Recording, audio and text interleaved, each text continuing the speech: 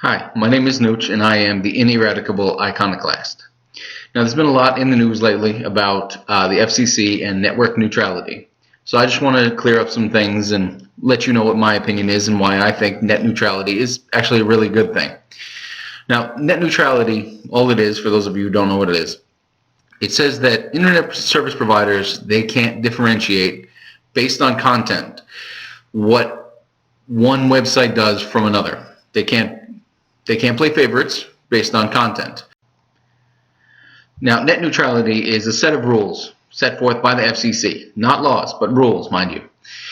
So what happened was Verizon and Google, they went and they took it to the Supreme Court of DC, who ruled that FCC really didn't have any constitutional right to tell them, well, we can do this and we can do that and you're not allowed to do that, which I kind of understand. The ISPs, they own the fiber or the copper, however they transmit it, probably fiber, but they own the physical media. So you would think they are allowed to charge whatever they want. The issue with this is that they only own the physical media. Rightfully, they should only charge for bandwidth use. They should not be able to say, well, we like your company better, we're going to put you in the fast tube, which is what they're talking about. What they're proposing is that certain favorites will be given a fast lane HOV kind of situation, while the rest of everybody will just suffer with slower internet speeds. Now, they don't really say anything about exactly how that's going to happen, but obviously we all know they're going to pay, or you're going to pay. Someone is going to pay for this increased internet, because what they're going to do is, say, Verizon. Well, Verizon, why should they let you get to your AOL? AOL is owned by Time Warner. That's a competitor. So they'll do things like that. They'll limit your access, or they potentially can. I'm not saying they definitely will, but they potentially can limit your access to any website they choose. Now, this is not exactly the same, but it is a lot like China's model, which does not seem like a good model. It kind of seems like we're going backwards to me, where a series of 3 or 4 large companies, they own all the internet, basically, in China. They determine what you can see and what you can't, because this is the system that certain people, such as Seton Motley, they're advocates of this. And I don't think it's a good idea. The internet was intended. It was built originally as a military thing. But once it became a public entity, once it became what we know as the internet, it was open and free. Anybody could get on it, and nobody owned it. There was no person who owned the internet. And that's how it should remain. No one country is in complete control of it. It's a network of networks. Each network, obviously, is owned by another person. But if we let these big corporations like Verizon, Google, Time Warner, if we let them do this, they're going to decide what you can and can't watch. That seems insane. Why would we allow this?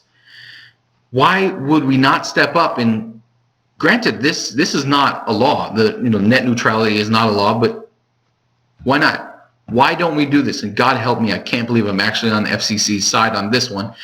But nonetheless, why can't we stand up and just go, let's make this a law? Because if these corporations, if they do this, what's going to happen?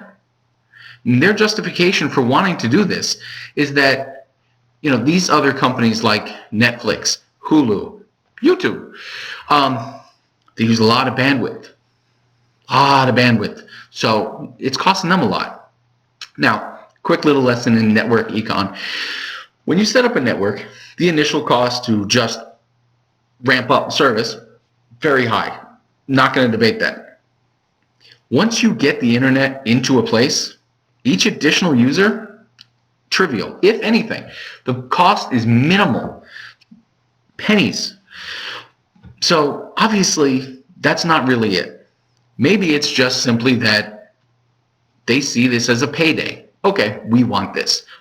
Netflix, Hulu, HBO Go, all these things, they're cutting into Time Warner's, Verizon Fios, Comcast cable, what have you. They're cutting into their cable. Everyone's doing it online, unlimited. Instead of paying for basic cable, and I want ESPN, so I'm gonna have to upgrade, and I want to watch Game of Thrones, so I'm gonna have to get HBO. They tack on a price for each of these. Or you can just go online to Hulu or Netflix or various other illegal pirating. I'm not going to judge you, believe me. And you can download them all for free. And that's cutting into their profit margin. So obviously they won't want that. So what they'll do is they will limit it.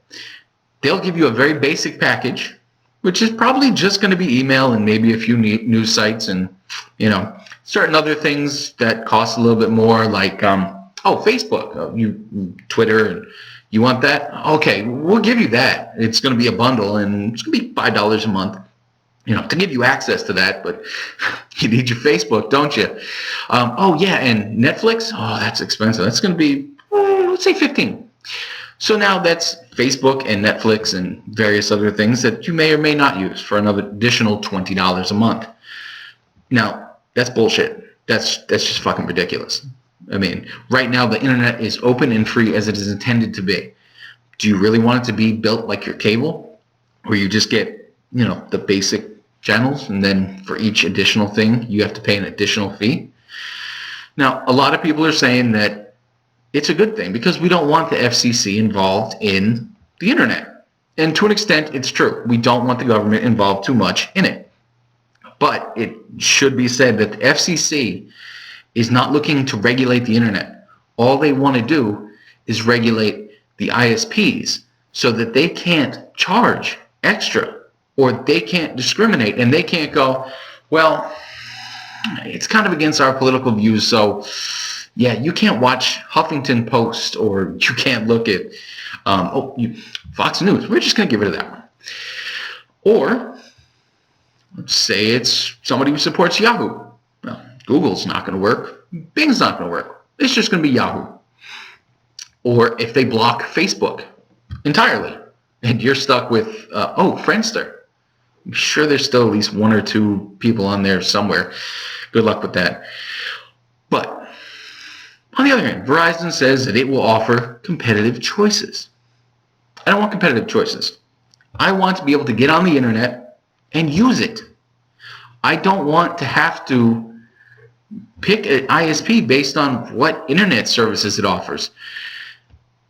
And what about gaming? What about World of Warcraft, or any of these things? I don't mean to come off like a nerd, which I kind of am, but I don't mean to come off like that.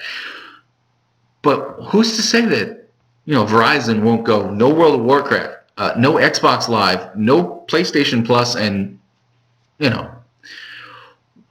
no streaming at all?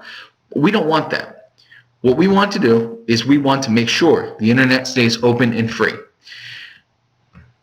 That's exactly what we want. We want it to be as it is, as it has been all these years. We want to go where we want to go, when we want to go there. We don't want Big Brother telling us, you're not allowed to go there. Sorry, it's not on our list of approved sites, or you didn't subscribe to the package that will let you go to that site. I mean, that's ridiculous. And before any of you start thinking, well, if they do that, it'll be cheaper. No, it's not going to be. Because there are several analysts who have looked at it, and they figure it'll cost between $10 to $20 more a month for what you get now.